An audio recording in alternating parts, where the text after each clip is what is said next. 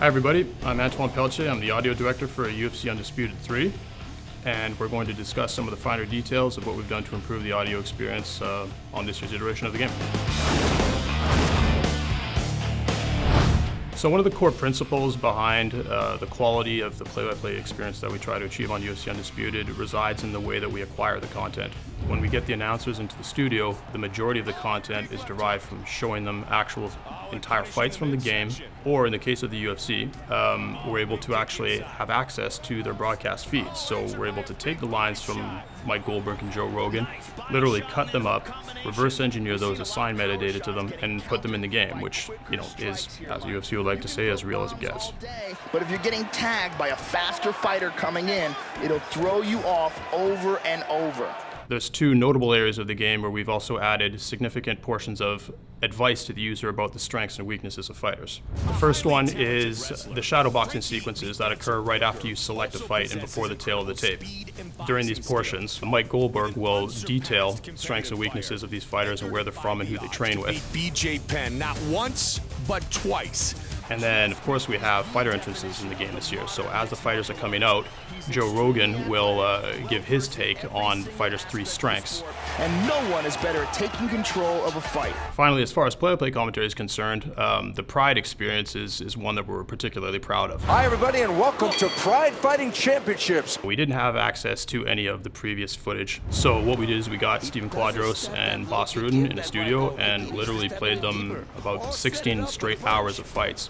Look at that. Use his head like a speed bag. Every single line in the game is straight from the horse's mouth, as they say. And there we have another clinch. What's he going to do with it? Wow, somebody's bleeding. We figured that that was a very key component to distinguishing Pride commentary from UFC commentary. Joe Rogan and Mike, you know, the UFC is a sport and it's regarded as such, and they announce it as such with pretty much a clear-cut play-by-play announcer and a color announcer.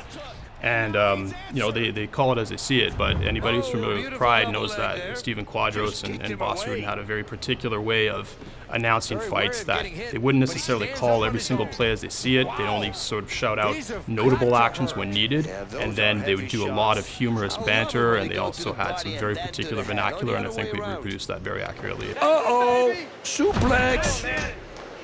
Oh, and that's not canvas what we're hearing right now.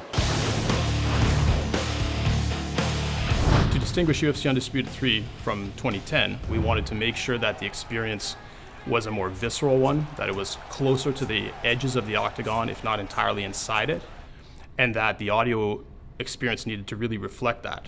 Ultimately, the entire 5.1 surround sound mix is tailored around the idea of being both inside the octagon and being a broadcast spectator. So we wanted to make sure that we made a major emphasis on grappling Foley. So when the fighters themselves grapple and practice jiu-jitsu and attempt submission attempts and roll and change positions on the ground, we really wanted that to be a tangible experience.